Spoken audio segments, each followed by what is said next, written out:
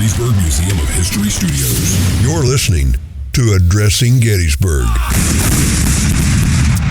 Hello, everybody. Welcome to this episode of Addressing Gettysburg. And today we're talking about, a couple of things. We're talking about Dr. Jonathan Letterman, the now bulldozed over Camp Letterman here in Gettysburg, named after him. But we're also talking about an upcoming documentary, which could come out in the next 5 to 10 years, as documentaries do. And we have Rae and Mark Davis here with us today to talk about it. They're the filmmakers. Welcome, guys. Thank you, and thanks for having us on. Yes, my pleasure. Just pull that mic a little closer to your mouth there so that we can just go ahead. Don't be afraid. Just manhandle it if you like. There you go. So welcome, by the way. You're from California. We are. And would you say you were in like Gold Rush country, right? We are. We're in Northern California, about 2 hours southeast of Sacramento, kind of between Yosemite and Tahoe. Okay. Yeah. And what have you been filmmakers for forever? What's your background? Have you? We've been making films since 2014. We were actually working with another director on several pieces. We did some full-length feature films, some shorts, some web series.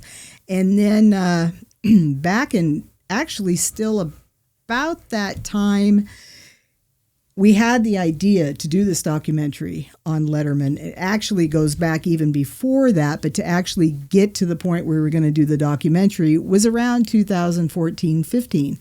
Well, we were filming another full-length feature film. After that, we were doing a web series, and then we had another full-length feature film to do, and that took up years of our time. So unfortunately, through that, this documentary had to take a back seat for a little bit. Well, then fast forward to about 2022, another director friend of ours who has done many documentaries, and he has the streaming channel called History Fix. Oh, yeah, I know. Yeah, Will. you do? Yeah. Okay. Yeah, he's Gary Hubb's partner in that. Gary called me. He goes, "You still want to do that documentary on Letterman?" I said, "Absolutely." And he goes, "Let's do it." Good. So we kind of started a little bit of filming in 2022, and we've been, researching for the documentary. What'd you do before this? Filmmaking. Before filmmaking, I was a longtime floral designer, actually. I've done a lot of things in my life, but I was a floral designer for over 30 years. And How about you, Mark? Oh, I worked in environmental services industry. So I worked in oil and gas, environmental work around the world. That's why you're the executive producer. That's why I have the money. Okay, I get it. If there's any oil execs in the audience, I have some projects I need help with. Yeah. I think if he called now and goes, "So, by the way, remember who I am?" Who? It's been a while. I retired 13 years ago. Yeah. So I was able to retire early. Then I got sucked into the film business. Imagine that. It's fun. It's fun. I've had a great time. Other than every project I've ever got involved in, they said, "Oh, you understand accounting?" Yeah, yes. Because we don't, creative people don't, we can't. We can try. I'm the back office guy that gets sucked in every once in a while as a background actor in a movie. Yeah. What were the features you did? So we did, the first feature we did was called Last Call at Murray's. It's basically a dive bar R-rated film with starring Michael Gross and John Savage. Michael Gross from Family Ties. That's right. Wow. And Tremors. Yeah. I love that movie. Yeah, and John Savage. John Savage. He's the... Sounds familiar. He did a bunch of movies, Hair. He acted like Hair, the musical? The musical. Okay. He was in that, and then he did the movie with Michael Cimino on Vietnam. That's not the Thin Red Line. No. All of a sudden, I went blank. The Deer Hunter. The Deer Hunter. That's right. He did the Deer Hunter. So he co-starred in The Deer Hunter. Yeah. Okay. Well, that was our first full-length feature film, and then say after that was a web series, and then another full-length feature, and then another kind of docu-series, and so we. Yeah. So how'd you get into this? How'd you go from floral design and the oil industry into filmmaking? Because that's a jump. Yeah. Well, the Reader's Digest version of that is we were going to do a movie on PTSD. Great. Back in about, I know, well, it could have been back in about 2013, 2012, 2013, somewhere around there. Unfortunately, which we don't need to get into, the whole project collapsed. But in that, we became friends with some of the people that were tied to that film. Sure. One of them said to me she had just acted in a short called Our Father, directed by Linda Palmer. And she said, we're going to have a premiere at Raleigh Studios in Hollywood, and you really ought to come down and take a look at it. Now, this is not an uplifting film. It's actually based on the director's father, estranged father, who suddenly comes back in their lives with late-stage Alzheimer's, and one of her brothers takes care of him. In that, he reveals a secret he's kept his entire life that explained to them why he was the person he was growing, with them growing up, and which caused a lot of friction and a lot of pain in the family. Well, that short was 22 minutes long. I went down and I saw it, and I had my former husband's father passed away of Alzheimer's, and Mark's stepmother did as well. And Alzheimer's was something very familiar to me because of that time. And I watched this and I went, so much of it was so dead on. Well, Linda and I became very good friends, not so much because of the film industry, because of our love of Halloween, which, by the way, later on we had a podcast for You're talking about years. the holiday, not the movie. That's right, the okay. holiday. And we had a podcast called Bat Chat for 4 years. And but anyway. It's a good name. Yeah, it was great. It turned out great. And anyway, but in that, I said to Linda one day on Facebook, we became Facebook friends, hey, she's telling me she's shot this film. And I said, yeah, I found out about it and I'm coming down, and we meet. After that, I say, when I go back home, hey, I've never done film work, but I'm here to help if you've got anything for me to do. Well, that's how it began. I started in props. Okay. So I ended up doing props and becoming the prop master on that film with no experience, because the person that swore she didn't have it. Anyway. Yeah. I got in that way, and then I just stuck with it. And so she and I went on to do other work, and I say the podcast for years. We had a lot of movie stars on, and even David Kirshner from Hocus Pocus, who did that. We actually went even to his home and filmed him there. That's cool. But so we did that for years, but that's how I got into it. It was just kind of fell into it by volunteering. Yeah.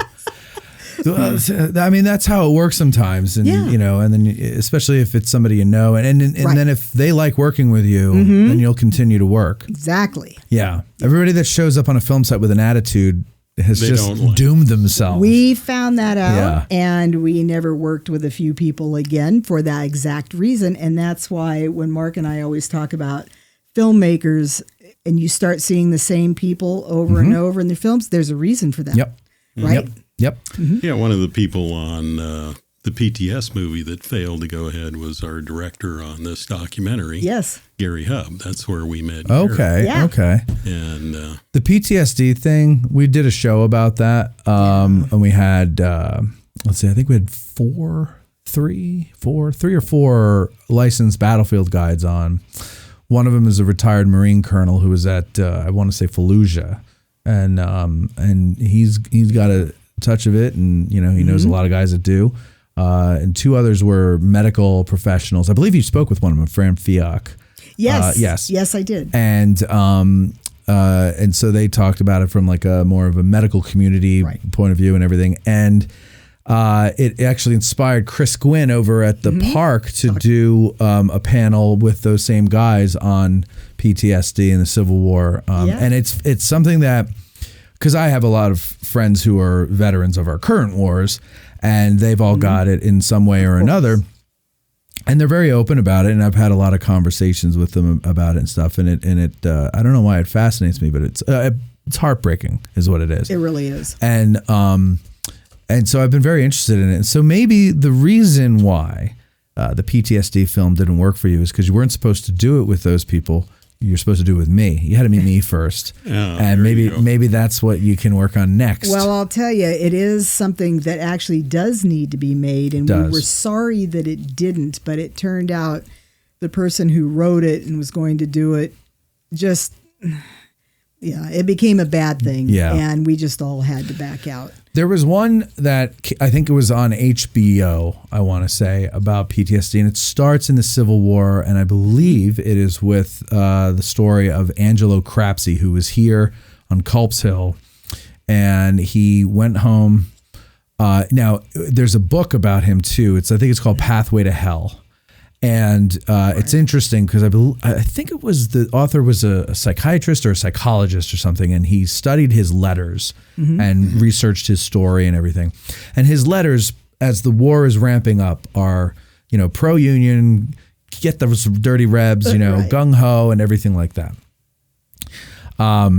At first, it's like, well, this is nothing like I thought it would be, when he gets into the war. Sure. But as the war progresses, you see the information the floweriness of his writing is gone. Mm-hmm. The information he shares is darker. His handwriting even starts suffering. Sure. And he's discharged at some point during the war, goes back home, has some violent outbursts with his stepsister and, beating her up and stuff. And of course, nobody knows how to handle this. Right. And but the story ends sadly because his cousins and brothers and probably some guys in the neighborhood all were going out hunting, and often he would want to go, and they would say, "No, you just wait back here, Angelo. Just chill." Yeah. And finally, they relented and brought him out, and they all went out and spread out in the woods and everything. And people hear a shot, and they go running to see who got what. And there's Angelo up against the tree with the musket leaning on his chest, and he blew his head off. That's and sad. It's very sad. And they start with that story, and they go all the way through with other examples up to the Iraqi freedom. Right. Mm-hmm. And every one of them are horrendously heartbreaking and sad, and but I don't remember much of a scientific angle to that, whereas like speaking with psychiatrists or whatever, and what it is about. It's just to show, they did talk a little bit about how we used to call it shell shock, and then we called it whatever. I think there needs to be another one made, and maybe one just about examples of it in the Civil War. Yeah, that could be very interesting.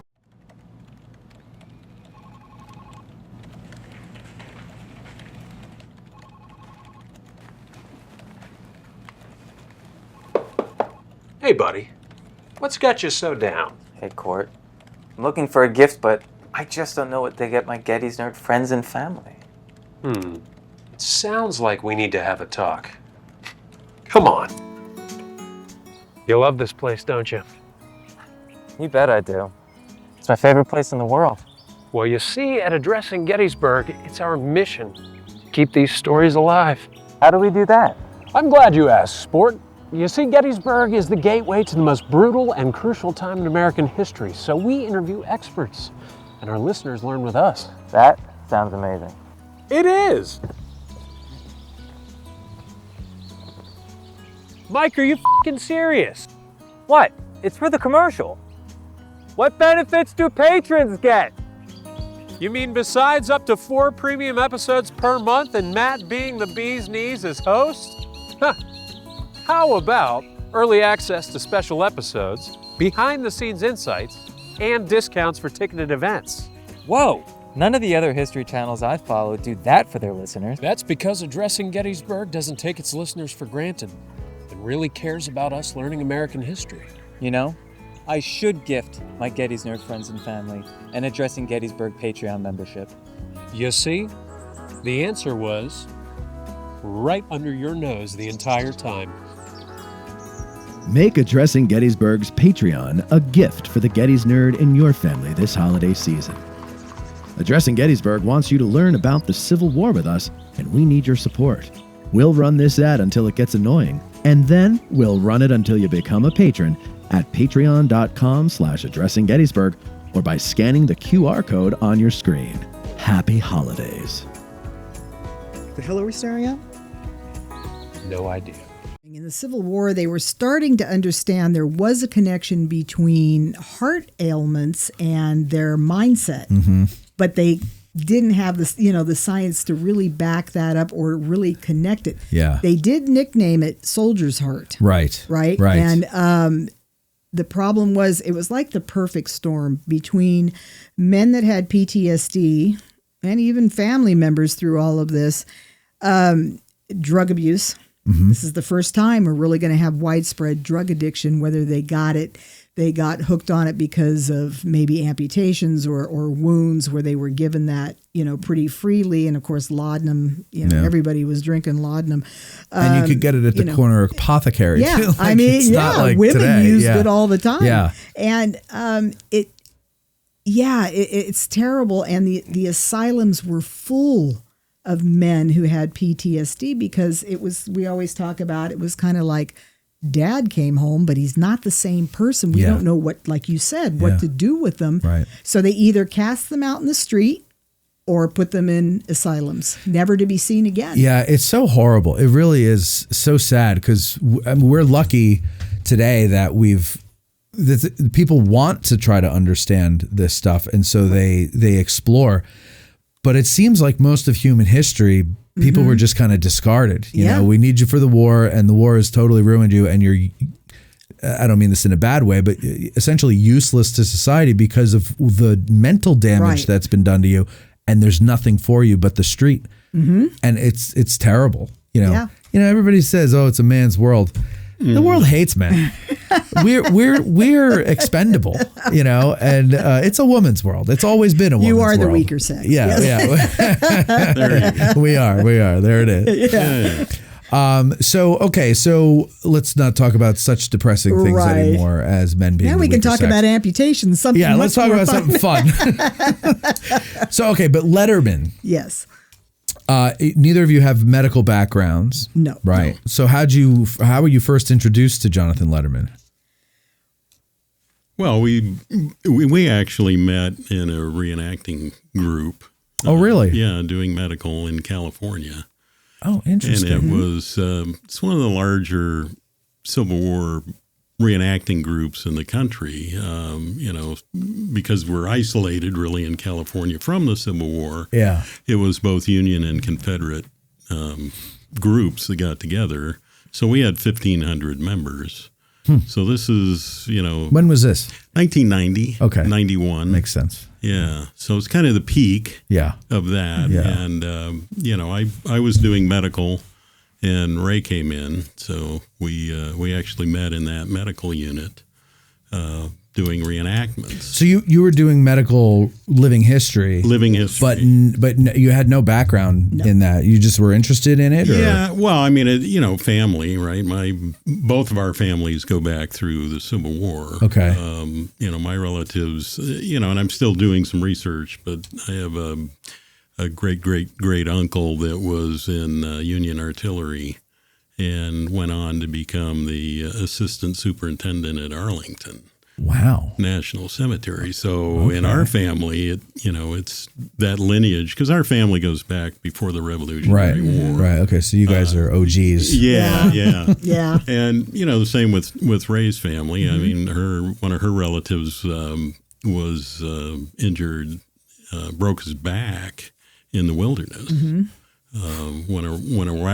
He was a wagon Teamster? Teamster, and the wagon rolled over and he broke his back. Yeah. And, so our families go back. So there was always an interest. I mean, I did North-South Skirmishers Association, all that fun stuff. Yeah, that is fun stuff. But the medical side of it just really, I really had an interest there. And the more you dug into it, and you realize that all the Hollywood glitz wasn't true. Right. That they did have chloroform and ether, and they were, they weren't drunk doctors. I mean, these guys were professional. That wasn't until later.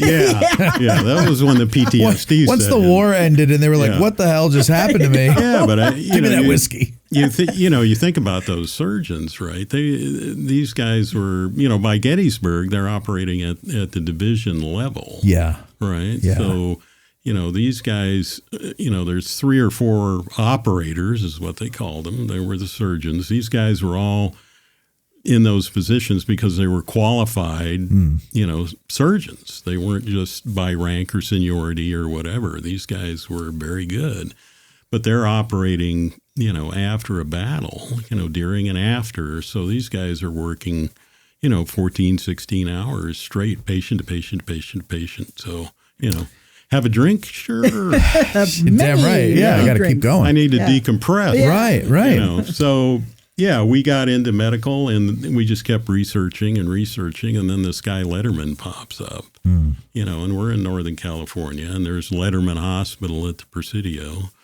in San Francisco that was named after him. He was buried there initially after he passed away because he ended up in California as the coroner of San Francisco.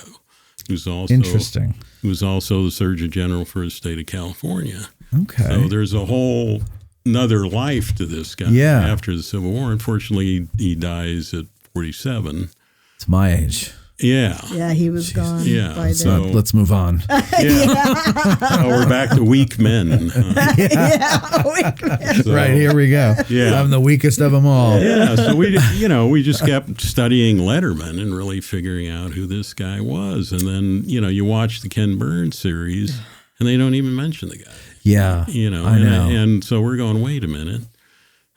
Because there are segments of that about medical. Yes. Like about hospitals. Right. But it's all about the limbs piling up out the window. Yeah. But or Walt Whitman's writings about them. Right. Yeah. But it's not, Well, in Mr. Burns' defense, because I want him to come on the show someday. It's a great series. And to pack all of the stuff that you need to know about the Civil War into 8 or 9 hours. Yeah. Right.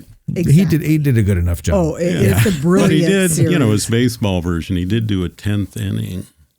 He did.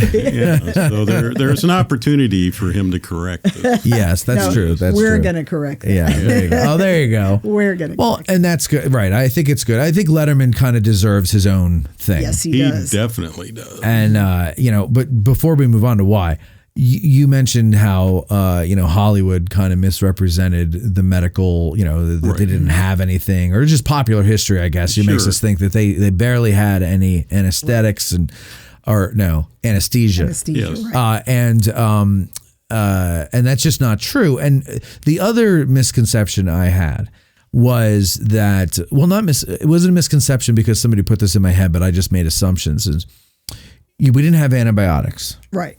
So people had infections and they died of infections that we just clear up with antibiotics today. Correct. So I assumed, I put 2 and 2 together when they would say, the surgeon would amputate a limb and just wipe the instruments on his apron, or maybe rinse it off in a basin full of bloody water and then go on to the next guy. Correct. And I'm like, man, these guys had to have been dying by, it must have been a death sentence to get an amputation. Then I found out, when we did a show with a couple of with Fran Fiac and his friend, the late Rick Schrader, that 30%, that was the death rate. Right. 30%. Now closer to the trunk of the body, higher. Right. But 30%. I'm thinking it was 70% died.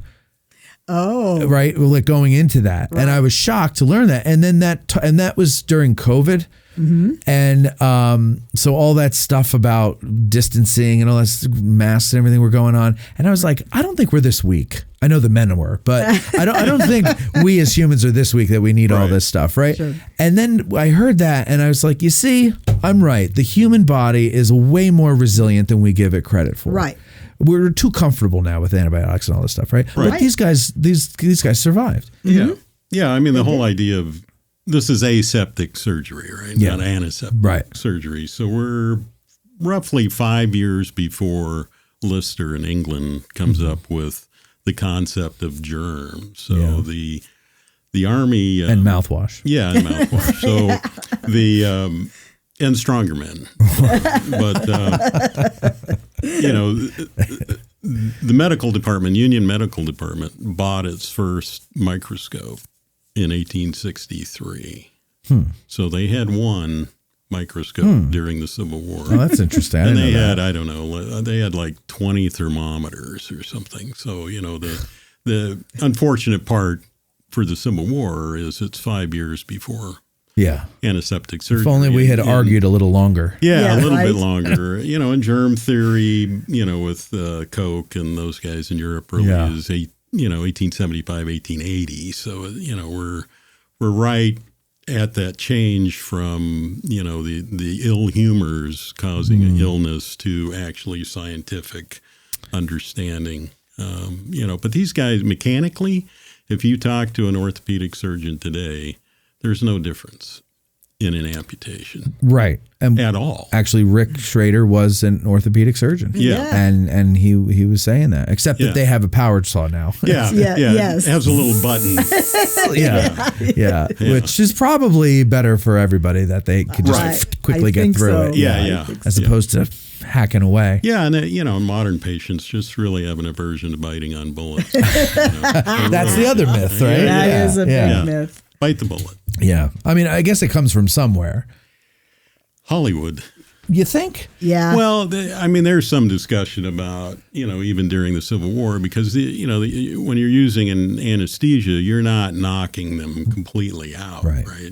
So they don't want to overtreat, although overtreating with anesthesia was, I don't know, there's 230 fatalities from anesthesia with, 100,000 surgeries or more. Right. They so, pretty much had that down. Yeah. So there's letters that soldiers had written, where they're operating on somebody and they're moving on the table and they assume that they're not using anesthesia. Right. But that's not the case. Yeah. That was, what do they call that? There's an expression, there's a term for that, and it's part of being under anesthesia. I can't remember Mike, do you know the term? I do not. Yeah, I know what you're talking about. But, you're just kind of in a restless state. Yes. Right? Yeah. Yes. So, the team, the surgical team, you have the operator and there's an anesthesiologist really and a couple of assistants, that are, so they're 4-man teams, right? Mm-hmm. So, an amputation wasn't the decision of the operator. It was that team got together and said, there's too much damage. Right, consensus. The consensus, the limb has to go. Well, it's like that scene in Glory after Antietam when he's in the hospital and the other guy behind the curtain screaming, stop cutting or don't cut anymore or something like that. Right. I wonder... That's where it's coming from. Yeah, that's kind of the Hollywood thing. We're just going to hack your leg off. Well, it adds to the drama, and the creative license usually leans on the drama because it pulls people in, and they know it. Absolutely. Hey Matt, how about emergence delirium? Is that what you're looking for? That's emergence. That's coming out of it, right? Yeah. No, it's while you're under, you start to struggle, as if like an observer seeing it from afar, not knowing how the procedure works, would assume that that they're doing it with no anesthesia and this guy's in terrible pain because they're chopping his leg off. But that's it might come to me. It might probably most likely not come to me. But they probably know what you're talking about. Yeah. It was mentioned on a show before, ladies and gentlemen. So just go back and listen to all of them, and you'll hear it sooner or later. I know. Okay, so. Letterman, though. Yes. Now let's talk about him and why he deserves his own movie. Right. Now endorsed by a Pulitzer Prize winner. Do you like coffee? I can't really drink coffee. Why not? You don't like the taste of it? No, caffeine. Oh, I hear you. But you used to drink coffee. I have drank coffee. Too bad this wasn't around back in the day when you drank coffee. Right. Because you would have enjoyed this. This is our coffee. It's called Little Ground Top. It's roasted right here in Gettysburg at 82 Steinware Avenue, Bantam Roasters. You can go in anytime. You can get a bag whenever you want. Smell that, though, Edda. Isn't that wonderful? It smells It does really smell good. really nice, Yes, doesn't it? It does. You could just keep a bag of this in your living room just for the smell, right? Yeah. But you got to get it ground first. They could do it in whole bean or ground. You can get it ground if you want it for drip coffee or a French press, whatever. It's just fantastic. You could also buy it online if you, when you get back home to Pittsburgh and you decide, oh, my friend loves coffee. Oh, I just heard about this Little Ground Top. Well, you go to addressinggettysburg.com/cafe and you can order it there and get it, and you don't ever have to set foot in Gettysburg again. Not that you wouldn't want to, because and not that we don't want you to. We love having you here, so you come back as often as you want. But yeah, Little Ground Top. So 82 Steinway Avenue, Bantam Roasters here in Gettysburg, or addressinggettysburg.com/cafe.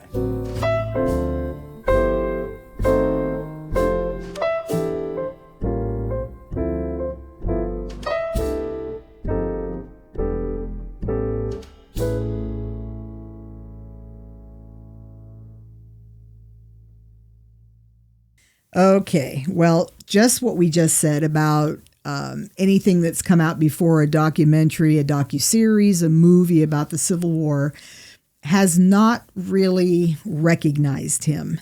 And if not for Letterman, I'm not sure how the Civil War would have turned out. Honestly, I think this man is so important. And what he did to create an effective and efficient ambulance service, a forward aid station where you're getting that kind of that pre-treatment to figure out, what's going on. Can you be bandaged? Can you get back out on the field? Is it something minor? And then, you're being assessed the whole time through this plan. The next step may be a field hospital, and that's can we operate on you here and then transport you out at another time to recover? Or do these people, are they going to die? We're going to put you over here. We're not going to be able to help you at all. So they're going to find a tree. They're going to put you under a tree and give you pain meds until you quietly pass away, or not quietly, but pass away. Are you going to have to be transported out into a larger hospital? I mean, all that assessment, later called triage, right, in World War I, is Letterman's plan. From you're being picked up off the field of battle in 24 hours instead of 5 days to a week. Yeah, that turnaround. You can't imagine that. No, trying to get them off that field, because so many were also dying of exposure, let alone, their wounds, just being out in the horrid conditions, and the combination of the two isn't going to help. And so you've got to get him. I mean, his first thing, you got to get him off the field, and we got to figure out what's wrong with him, and then go through the triage and then, the assessment of where you're going from that point. Up until that time in 1862, when he comes on the scene with McClellan at the Peninsula Campaign, it was a disaster. I mean, medical care in the Civil War was pretty much non-existent almost up to this point. And Mark will touch on that in a bit, about how Letterman professionalized medical care, because up until this time, it's really not, especially in the military. You've got, hey kid off the street, can you serve as a stretcher bearer? And then what was happening? It's not easy to just come off the street and carry a stretcher. Yeah, right. Yeah. And then the wounded are getting looted, or the dead are getting looted, and it was absolutely chaotic. You've got doctors that shouldn't be doing surgery. I mean, it was a mess. So Letterman, his first job at the Peninsula Campaign with McClellan is to actually work on the hygiene of the Army, which was not happening either. So between Letterman and the Sanitary Commission, they were teaching the troops, okay, well, you can't have your latrine right next to your drinking water. So, basic stuff that we take for granted. We take for granted today. We can't believe. How did you not know that? But they didn't. Yeah. And, how do you do that? I think that's weird, because I was always told, the reason why, forgive me for being crass, our shit stinks is because Mother Nature wanted us to know, stay away from it. Yeah. Don't go near it. Yeah, right. And so we're like, no, let's just shit by the drinking water. Or in the water at times. That's right. And then, makes no sense. The troops really need to bathe at least once a week. So in Letterman actual orders has them like, okay, everybody march down to the river. You're going to take this bath, which they had not been doing at all either. And of course, as the war rages on, baths kind of probably still go, to the back burner. Yeah. But he's teaching them, try to do the best you can with nutrition. He definitely improved what they were eating, getting the right supplies, the right food, getting better nutrition in troops, because if they're sick, they're malnutrition, they're not going to be able to go back out on the field. His whole thing was, you got to get these men well, and you got to get them back out, because at that time the troops were about 30% of McClellan's army on the Peninsula campaign was ill. Mm-hmm. That's huge. So that's because he had like 120,000 men at that point, didn't he? That's a lot. That's a lot. Yeah. But the way when you look at those, we look at it from our modern perspective.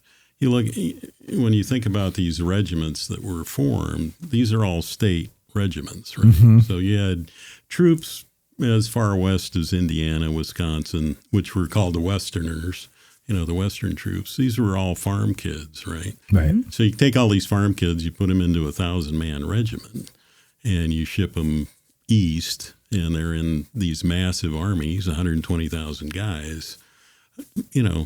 They probably never traveled 10 miles from home. Right.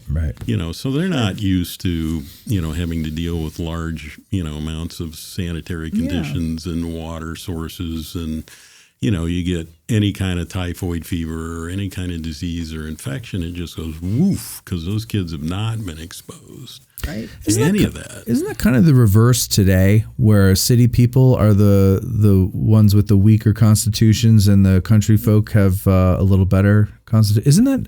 I don't know where I heard that, but I'm under that impression. I don't know why. I don't know. I don't know today. Actually, it's an interesting question. Haven't looked it up to see if that's because you're in the country. You're playing in the dirt more. You're not playing in the dirt in the city. Yeah. Your water is super clean and chlorinated in the city. Everything is almost sterilized in the city, whereas in the country, you're out in the country, you're out in the dirt, and there's stuff in dirt, and drinking well water in some places, which I grew up on. I have it now, and played in the dirt as a kid. Rode my horse, was never really sick. There you go. You're around livestock. Yes, that's what I'm saying. You have a stronger immune system. Yeah, but the thing is, I guess the diseases of city folk in the Civil War were different than what the people out in the open air of the country would get. Yeah. And so they were not immune to those. No. Measles, mumps, all the childhood diseases. Smallpox was still happening, even though there had been treatment, during the Revolutionary War. Actually, I should say War for Independence, never say Revolutionary War. There was treatment for that. Of course, it was more for the wealthier people, but they were already, they knew what they had to do against smallpox. Mm-hmm. But it still is happening, into the 19th century as well. But you're probably right about that. And don't forget the huge influx of immigrants that are coming into the cities, and they are living in very close conditions. And there's some maybe new diseases too that are being introduced. You're right about that. And then they're mixing with the farm boys once they get out on the field, who probably have very little immune. And not to mention VD. Yeah. Oh, well, we can talk about that one. That can have its own show. I know. I've been looking for an expert to do a show about sex in the Civil War. But nobody wants to go near it. There was a book, I believe. There were two. Yeah, there were. We used to work with.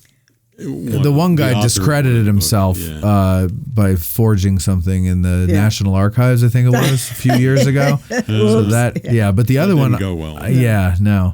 But I would love to talk about that because I've become less interested in the battles, right? I'm more interested in the life, and I'm talking from microscopic all the way up to just the day-to-day life of the soldier. Exactly. And I find we did a show a couple of weeks ago about sleep deprivation, and it's based on an article that's coming out in Gettysburg magazine in the fall.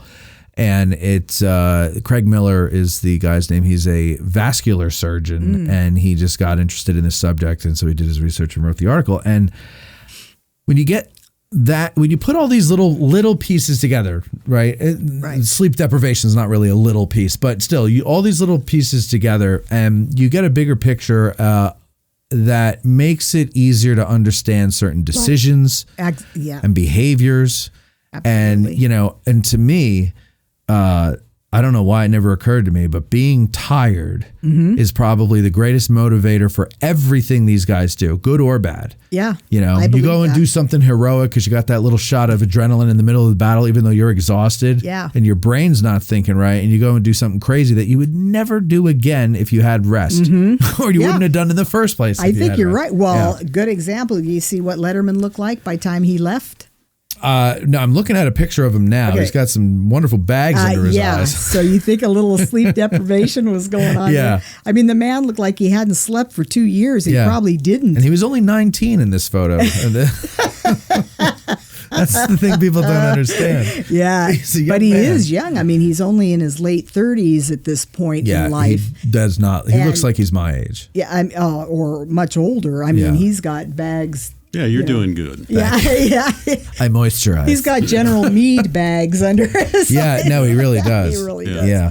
Yeah. So, all right. So continue about where you got Letterman. So Letterman, he just steps in. Like I say again, we're already past a year into the Civil War, which was, of course, everyone thought was only going to last a couple of weeks, or so medical never developed in that year because that thinking was still there from both the military and the government was, well, this isn't going to last. Well, we're not going to really worry about it. Yeah. Well, by the time you get to this point, it's pretty obvious that this isn't ending, anytime soon. Yeah, anytime soon. So he begins to professionalize the Army Medical Corps. And this is going to change everything. And by time he gets to Antietam, which you think about, it's only a couple months. We're talking the Peninsula Campaign in July. You turn around in September of 62, and Antietam is in an enormous battle, the bloodiest day on American soil. He better hope that plan is really he's going to start seeing it come together, and it's going to become effective, and he's going to get that wounded off the field far quicker. In which he does. Now, in every battle, he's got to deal with supply issues from times because the Confederates are out blowing up every, railroad and wagon train. He sometimes has to work with limited amount of supplies, but he's got enough at Antietam to start seeing improvement. He's getting the wounded off the field far faster in exactly what he wanted to do. They are getting the treatment they're needed far quicker. So his plan of that is already coming around, and he's already saving far more soldiers than would have ever happened without it. So even though there was only one aid station. Yeah, we've been able to identify one forward aid station, which was at Miller's Cornfield, right behind the farmhouse. There was kind of a depression and a rock formation. And the Iron Brigade actually set up a forward aid station there. So, there's quite a change, which Ray's touched on from the beginning of the war. So you have to remember all the experience, that the military had on injuries and battlefield deaths and gunshot wounds were all based on the Mexican-American War in 1848. So those are all smoothbore weapons, ineffective, beyond different 50 story. yards. Yeah. So there's 1,300 battlefield deaths for the U.S. Army in the Mexican-American War. So then you go spring forward, you now have the Springfield, and Enfields that are firing 510 grain, 58 caliber mini balls that are accurate to 600 yards. Yeah. So 95% of the casualties are gunshot wounds, and the other 5 are roughly artillery injuries, other than Antietam, because it's such a clear field of fire that actually the artillery casualties are much higher there. Yes. Than they are here at Gettysburg. So when Letterman comes in to the Peninsula campaign, he replaces Tripler.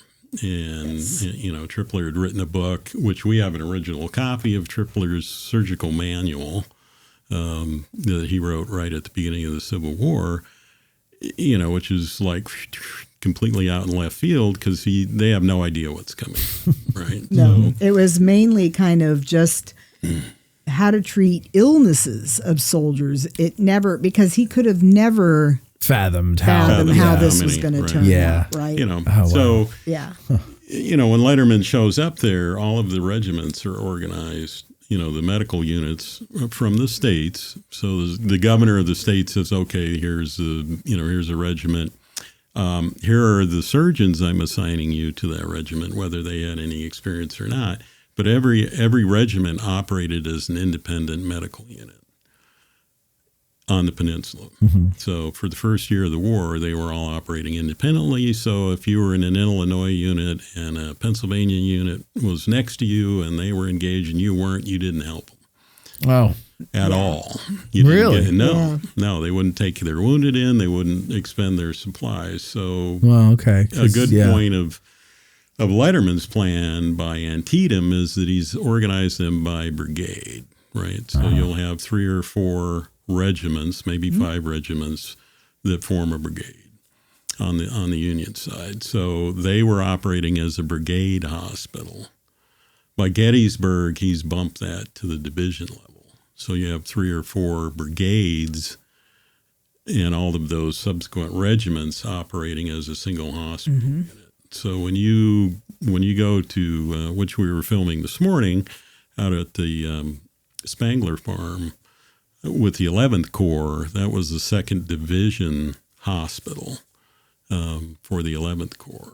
And then, after the battle, they consolidated all those wounded, from the 1st and 2nd and 3rd Divisions at Spangler because it was a great setup. Yeah, a lot of room. A lot of room there. And then the artillery reserve was there and all the ambulances and everything. So, it was a perfect system. By Gettysburg, it's really, the peak of Letterman's plan. And then by 1864, it's adopted by the entire Union forces operating in the East and the West. And where does he go? Is he Letterman? Mm-hmm. Okay, so what happens at Letterman? Now, this is why the most important part of this documentary is actually his legacy. What happened to his plan far after the Civil War. Right, because we were saying before, the Civil War is actually just a sliver of the story. It truly is, but it's the foundation for everything that comes later. Well, Letterman is not happy in Gettysburg. At the end, he fought with Meade more than once over supplies and how many doctors that he thought should be left behind, but Meade wasn't going to hear it. He takes half of the surgeons with him when they leave Gettysburg. And now Letterman and his group are faced, taking care of over 20,000 casualties, right? And including some Confederate as well. Yeah. But Letterman was the type of man that knew how to work within the system. Now, Surgeon General William Hammond didn't like the system, fought against the government a lot. Hammond was very brash, very assertive. Letterman was far more humble and soft-spoken. The two were the best of friends, but they fire Hammond. And between his problems with Meade, firing Hammond, and of course going back to firing McClellan, because the Letterman and McClellan families were longtime friends before the Civil War. Oh, I didn't know that. Yeah, they go back a long way. And actually, Letterman went to medical school that was run by McClellan's father. Oh, really? Yes. Yeah. Oh, so there was a closeness. Those things, and the fact that I think the man was completely exhausted by this point, he decides he's done at the end of Gettysburg. Well, he remains out here for a while as like a hospital inspector role in 1864. But the funniest thing is there's this tiny blip in his life where a lot of his friends think he ought to go into the oil business. That that his detail, his So his attention to detail and everything would be great, right? Well, he tries it for what was probably 5 minutes and decides no, this was not for him. He gets an opportunity to become the coroner of San Francisco in 1867. So he and his wife, and I think the oldest daughter was born here. I may be wrong if they were both born here or if just the oldest one. But anyway, they have their 2 young daughters. Tragically, while they are all out there, she dies unexpectedly in her 30s. And we think that it could have been something rather quick, like maybe appendicitis. There's been a lot of controversy about that, a lot of different stories about what she actually died from, but it sounded like something that happened rather quick. Okay. He could not save her. What happens is he spirals into a horrible depression. His life does not have a happy ending, but he did this for his daughters. He knew he couldn't raise them, nor did he want to raise them in 19th century San Francisco. It was so chaotic and so Wild West, and so, it was a lot of what was going on. His family, he comes from a well-to-do family. His father was a surgeon. His brother was also a surgeon, and they come from a family of service. His grandfather was a deacon, and so he sends them back east, back here to his family to be raised and educated, which they were. The great thing about his daughters, they traveled the world. They probably never saw him again. I doubt it. If they did, none of us know it. Huh. And they went on to live to their mid-90s, both of them. Wow. One passed away in Boston and one passed away in Albuquerque, where there happens to be Letterman, not Jonathan Letterman, but his brother William's descendants live in Albuquerque to this day. Letterman continues. He also becomes, for a short time, the Surgeon General of California. And he continues to do his job, even though by this point he himself is very ill, very physically ill. With what? They're not sure, but it was an intestinal something. It could have been colon cancer. It could have been Crohn's disease. Okay. It could have been chronic dysentery from the war. Whatever it was, it does him in. And by the time he's 47 years old, he's gone. So I found his reports that he had to give to the city each quarter, the quarterly reports from all the institutions around in San Francisco. It is truly the only thing I can find. We do not think there is any photographic evidence of his time in San Francisco, which is a shame. Again, I doubt, even as humble of a man he was probably didn't even like having his photo taken when he was here during the Civil War. It was never about him, never about him. And any time that when he wrote his memoirs and any of his reports, it was always about the people who worked for him, how he praised them. It was never about him, which makes it hard when you're doing a documentary because he didn't write about himself. Yeah. But he... but did other people write about him that you found? A lot of people, there are a lot of books about Letterman, but again, it's just basically, retelling what he told. Yeah. Which is very business oriented. Okay. Seriously. He didn't write about himself. I mean, trying to find anything personal about Jonathan Letterman is like pretty much impossible because that just he wasn't that man. So in San Francisco, he and his wife pass away, and they are buried at the Presidio in San Francisco. Now, this is long before the hospital is built and named after him, okay? So he never knows this. Well, now we need to find out if this is true. We have been told that his oldest daughter worked for the Taft administration and that she had her parents' bodies moved to Arlington, where they should have been all along, but and so that's why they're in Arlington. Otherwise, they'd probably still be in San Francisco. buried at the Presidio. Now, I have to ask you this. I'm not from California. I'm not from, I've never been to San Francisco. What is the Presidio? I've heard of this. I know the Zodiac had something to do with it there. He was actually in our county. The Presidio, if you ever make it out there, was an Army base. Okay. And it goes back, well before the Civil War. Actually, it's kind of a funny story and a joke, but there's a third-tier system fort built at the mouth of the Golden Gate. That's a brick fort, three tiers, Rodman guns, the big coastal artillery in this brick fort. And it was built really right under the south pylon of the Golden Gate Bridge. And the joke in San Francisco is it was built under the bridge to protect it from the Confederate airport. And the bridge wasn't there. Yeah, that's the old joke, yeah. So the Presidio, it's been a military installation.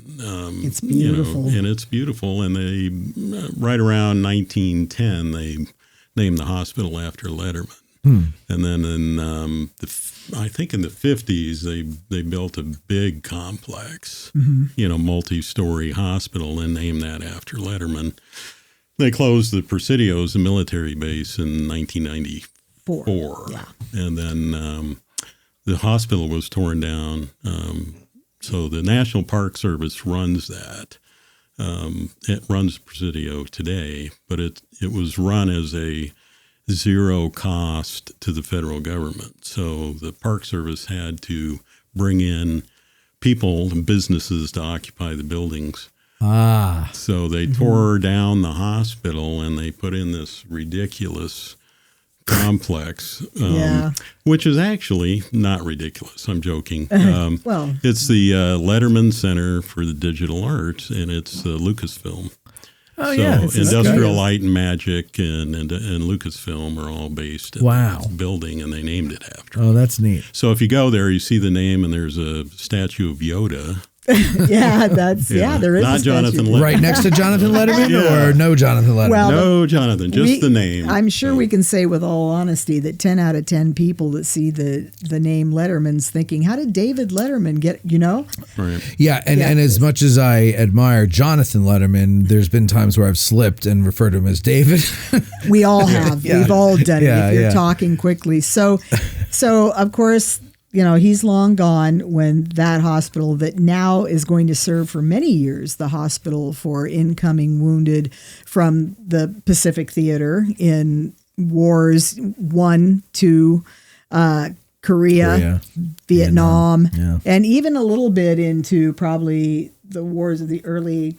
I don't know how much. I don't know how much the after war on that. terror actually got engaged. What year did you say they closed the hospital? 94. So I'm not well, sure would it be if there war was a little bit. on terror because then that's the later, Iraqi. I guess Desert Storm. Desert Storm. Right. So it's gone, and but we still go and visit that area. But the thing is that when you start moving, you've got a large gap between the Civil War and World War I.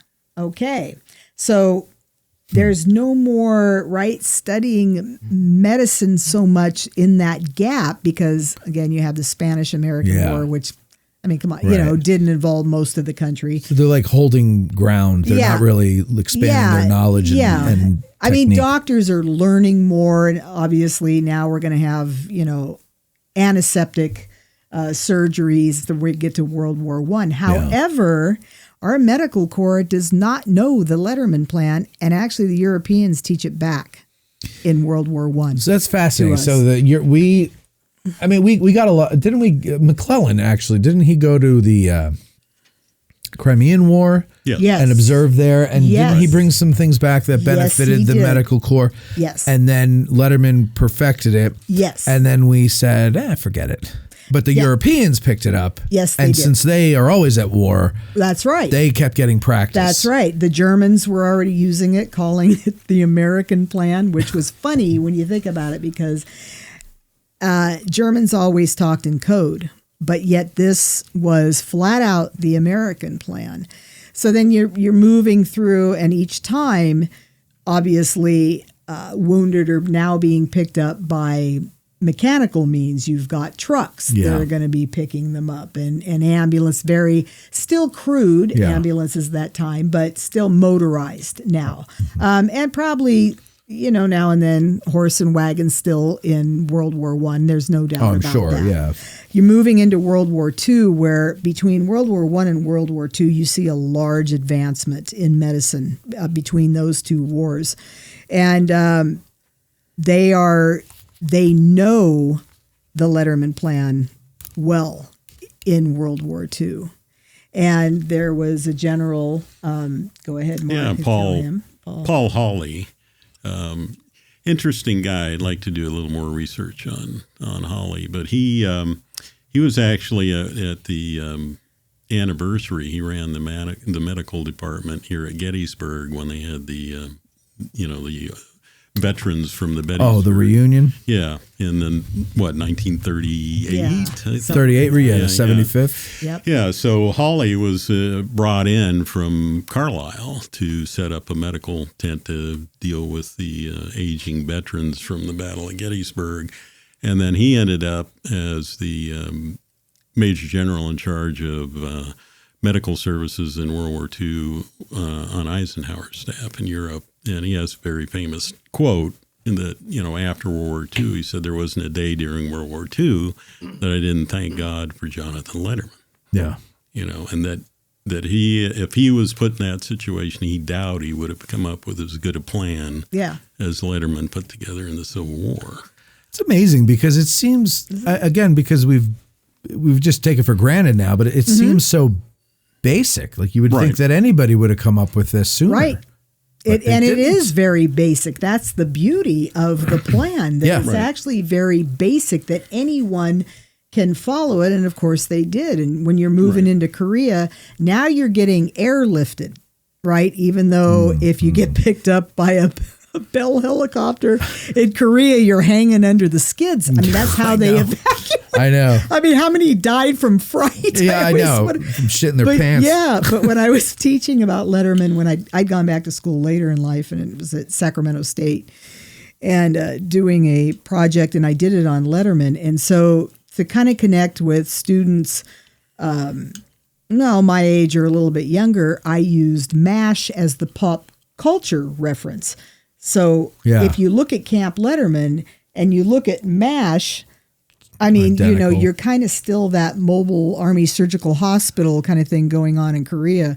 That changes in Vietnam, where they become far more static.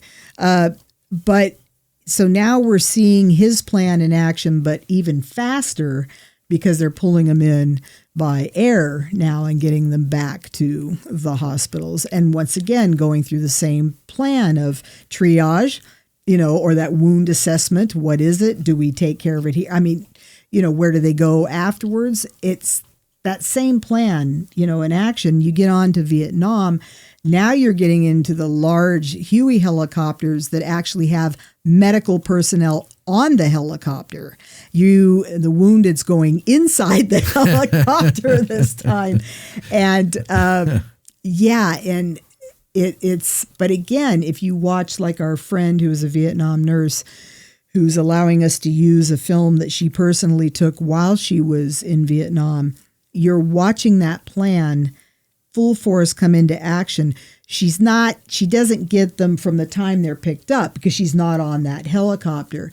But the moment you see them flying in and being pulled out, and in the same manner as talking about if you have decided these poor men aren't going to make it, and so we're going to put you here. Well, that's kind of still going on even in Vietnam. Sure. And some are coming in and they may be alive when they get there, but expire very quickly, and you see them outside in her video in the toe tags and and then watching the surgeries inside. And the funny thing is, I said to her, well, Beth, we're going to be up in Maine on this trip. We'd like to also interview you. She goes, well, that's fine, but I didn't know we were working the Letterman plan. I go, that's right. That's the point. That's it. That's the point. Yeah. Great. Because when a plan, again, is so good and now it becomes just part of what you do, which brings us to 2025 in our civilian lives. So we talked about we would love to have the opening possibly of this documentary fading in and going 911, what's your emergency? I love that. Because, and then tracing back to the origins of that, because so many people don't realize that, we too are living the Letterman plan when we're picked up.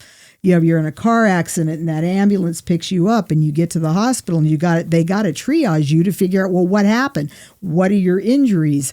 Are we going to be able to treat you here at this hospital, or are we going to have to meta-flight you out to a more specialized hospital? It's that, again, that plan of care that seems so simple, like you say, to us now because we take it for granted. Yeah.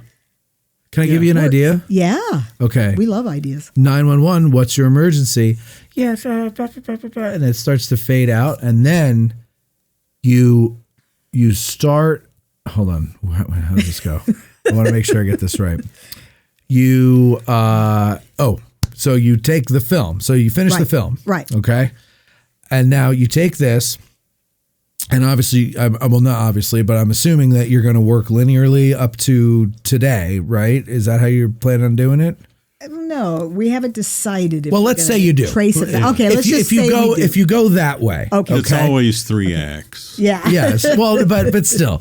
So you're going to so 911. What's your emergency? And then you're going to rewind from the end of the movie all the way to what you start the story with. We can do it that way, but absolutely. And yes. then boom, Jonathan Letterman, Civil War. Mm-hmm. Yeah. And then that way, all you're doing, you're showing them the entire movie backwards in like 30 seconds. Well, and then you start telling the story and then end it with the 911 call and tie it all together. Yeah, we kind of talked about doing that. Associate producer credit, please. That's right. Matt, do you want me to right bill them there. now or wait until the end of the episode for that? Let's see if they use you it have first. a contract. Yeah, this is how we keep the lights on here, folks. We were actually just kind of talking about that because I said, okay, well, if we're going to do that and we're going to quickly go through like having flashes of, say, at that particular point, our ambulance system right now, ambulance, Metaflight, boom, boom, boom. And then, that kind of is backing up. And that is a great idea. Absolutely. Thank you. Thanks, Thank you very much. You're very welcome. Yes. That's a freebie. Yeah, okay. Applause. That's applause. on me. That's on me. Yeah, That can only come from a very strong man. Yeah. Thank you, Mark. So it's Thank you. It's nice to finally hear that. I did do that on one of our movies at feature films. I came up with the idea of the opening. So I'm feeling that bond. We're opening, guys. But I we'll do open like it. that idea. It's up to you to finish it, but we'll open it. I think it's really good. At Digital History Pioneers Foundation, we are about grassroots history on digital platforms. That means we are about podcasters, documentarians, YouTubers, and even TikTokers. All of these creators are out there trying to share their love of history with the public. They don't need ideas, they need funding, both from viewers and corporate donors. DH Pioneers' initial funding focus is on the Civil War era, with a special emphasis on the Addressing Gettysburg podcast. So be a vital part of the unique content Addressing Gettysburg has in store by donating at dhpioneers.com and help bring your love of history to the people. Digital History Pioneers is an IRS Section 501c3 approved charitable corporation that makes any donation tax deductible to the fullest extent of the law.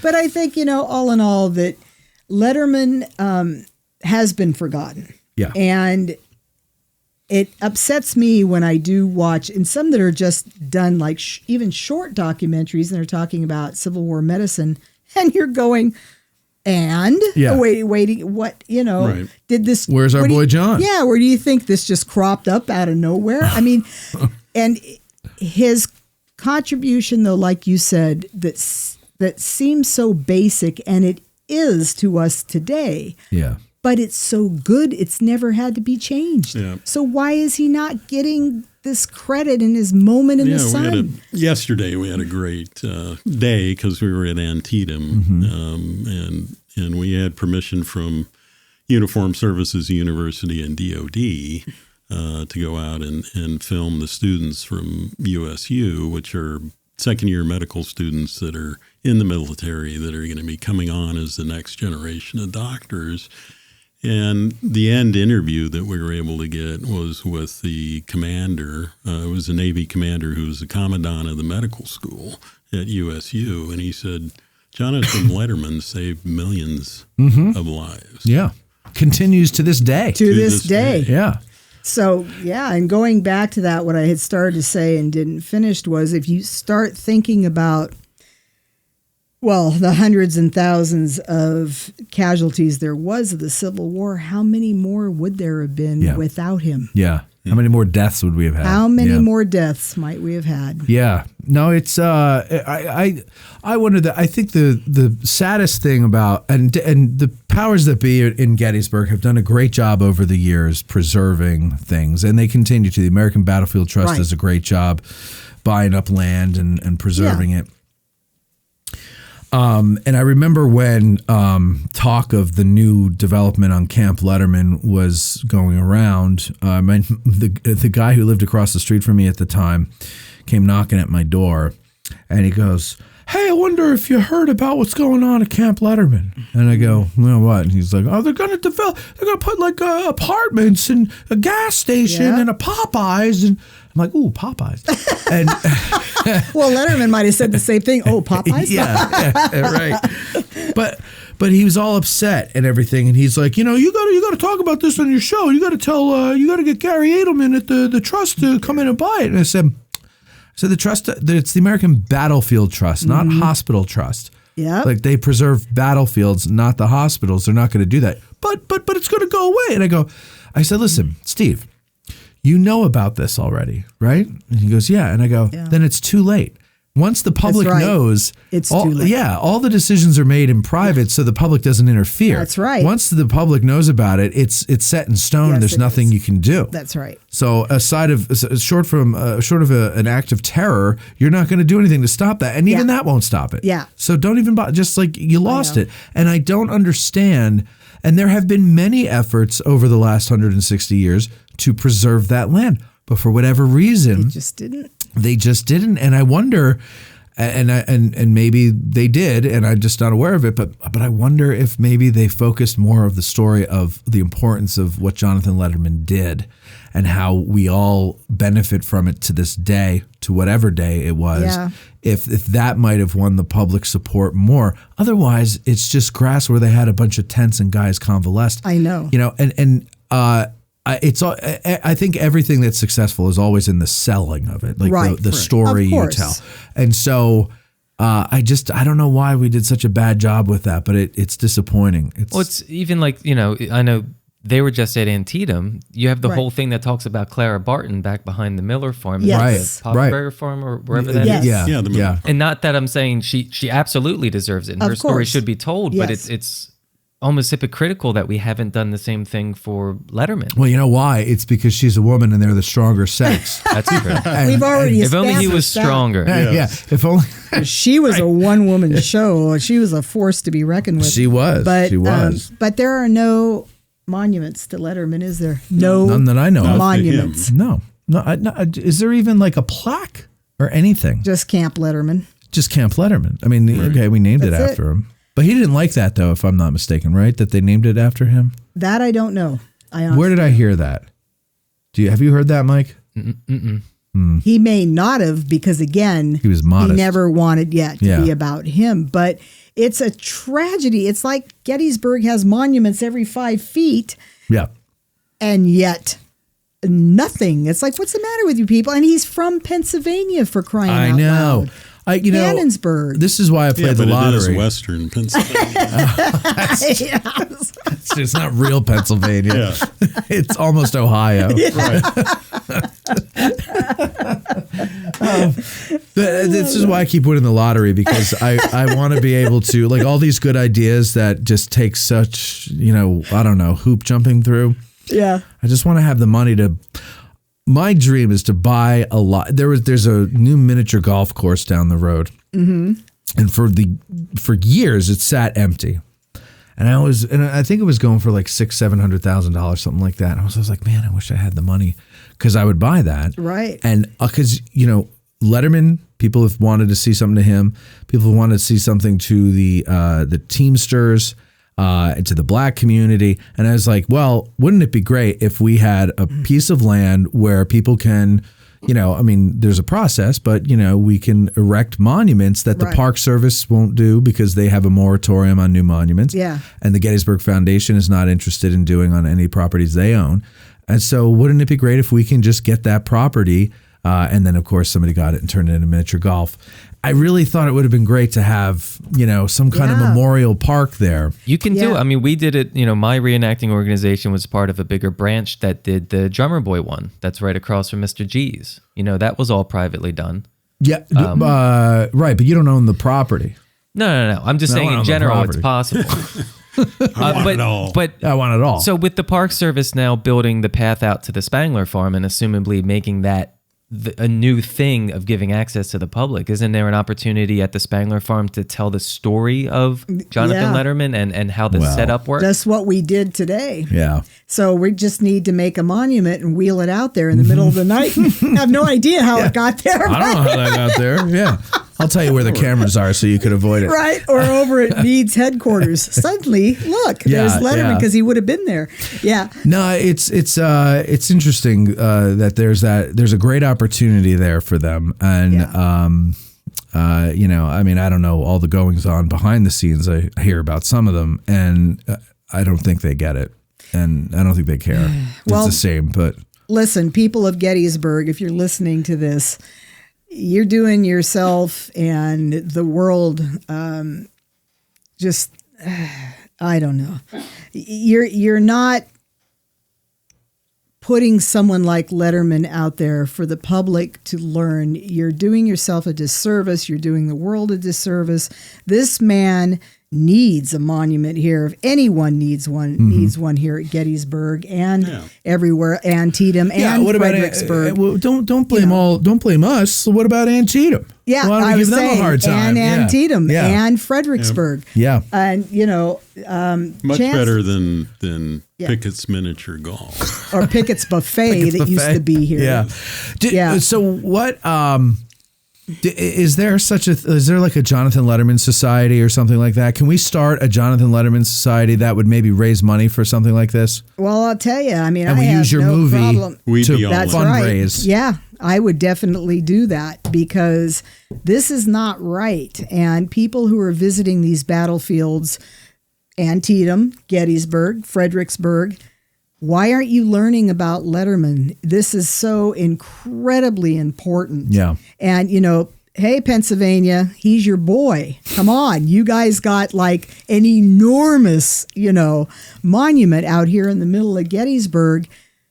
He's not one of the guys depicted on the monument, on the Pennsylvania he's not monument. Anywhere. No. And this is just tragic. Come on. He wasn't a self-aggrandizing guy. No. Maybe that's part of it. He praised everybody that worked for him. Yeah, and that doesn't do you many favors after you're gone. Right. Yeah. It takes people 160 years later to go, why the hell isn't there anything about this guy? How important he is. Well, he didn't make waves. See, he didn't make waves while he was in service. And again, he went through the chain of command. He respected the chain of command.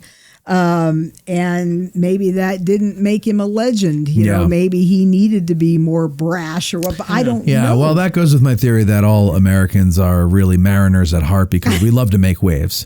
And we love the people who do make waves. I know. See what I mean? And so, but he's not a general. He's not a colonel. I mean, the guy's a major. Yeah, he's a major. And his memoirs are praising others. And, you have a guy like Chamberlain who praises others, but after he praises himself. Or alongside of himself.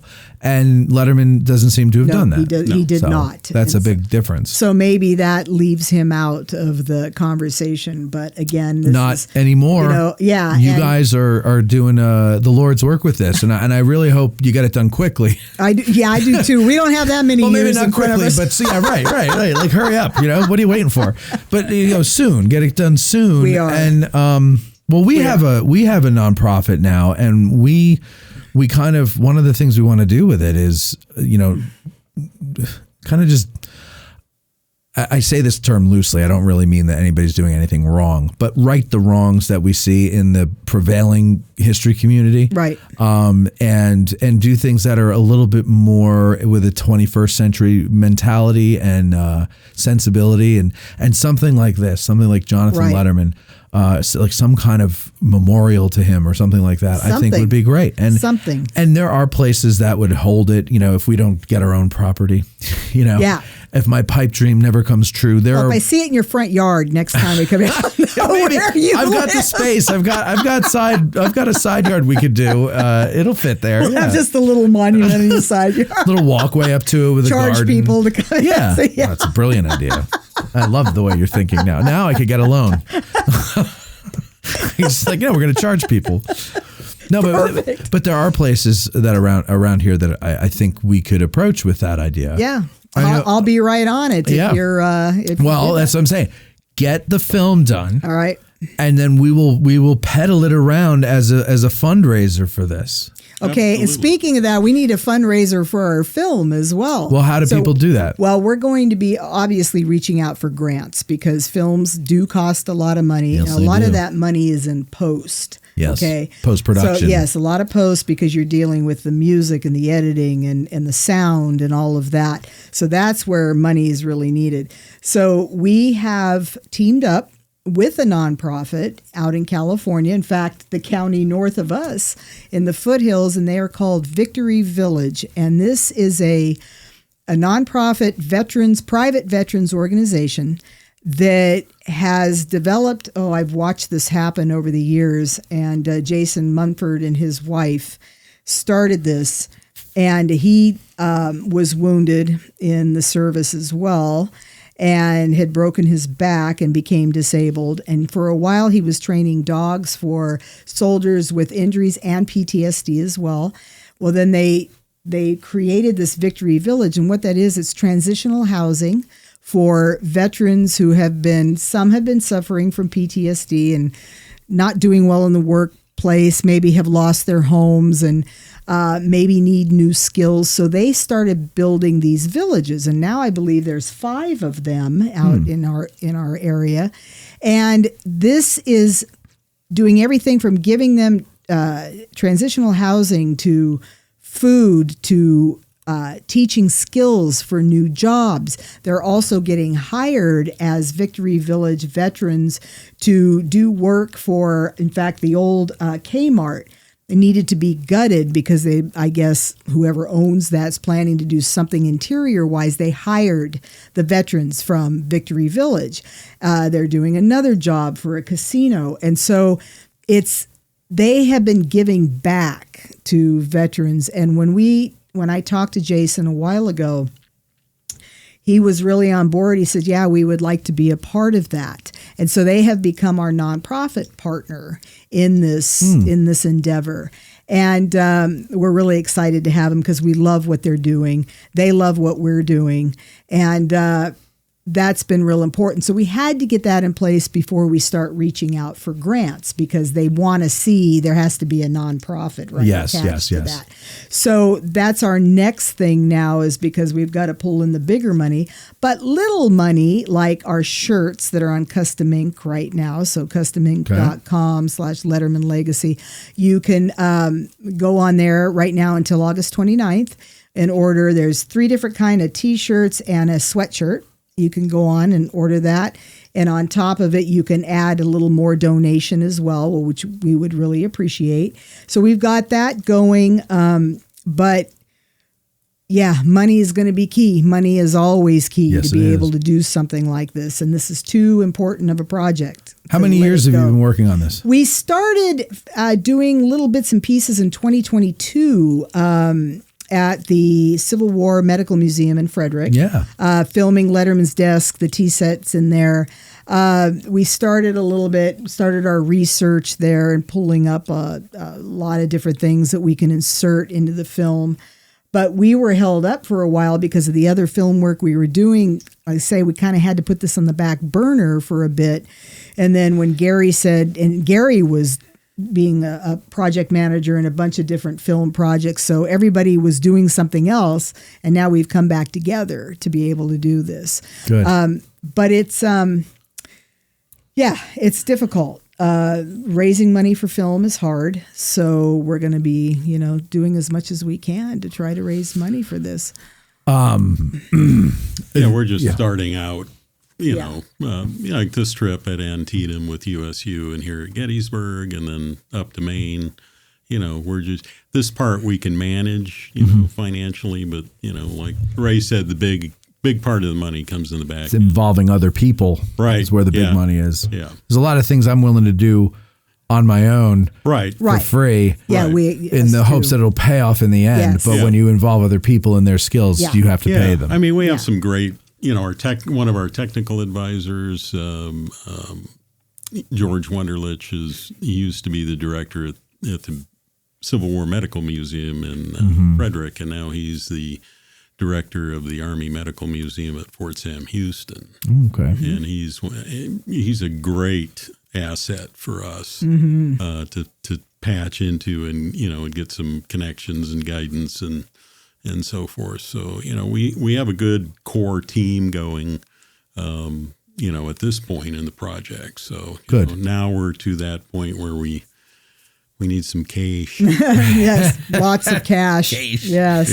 Yeah, I know. I hope that. So, give me the address again, the website address for the T-shirts, so people can buy some T-shirts. Okay, so let me pull that up here just a second to make sure that I have that correct. I don't want to give somebody the wrong one. Okay, if they go to custominc.com/fundraising/the Letterman Legacy Documentary Project, they will find our shirts. I will put the link in the description so they can just click it and not remember all that. And you can see that in the way that you'll probably want to put that in the description. Yeah, okay. But it's kind of long. You've emailed me before, right? Yes. Yeah, so yes. email me that link. I will do that. So I want to put this up as soon as possible. Okay, I will do that today. So any other way that people can donate? How can they donate to Victory Village? Okay. If for this project, that we're going to have to wait on just a little bit to give you that information. Yeah, because they were running the last bits of the contract by their board of directors at the end of this month. So they've all verbally, it's all approved. Yeah, they just have to go through the formalities. And then they have to set up their bank account because the funds will have to go through them, of course, the nonprofit. Right. So when we get that information, we'll be able to.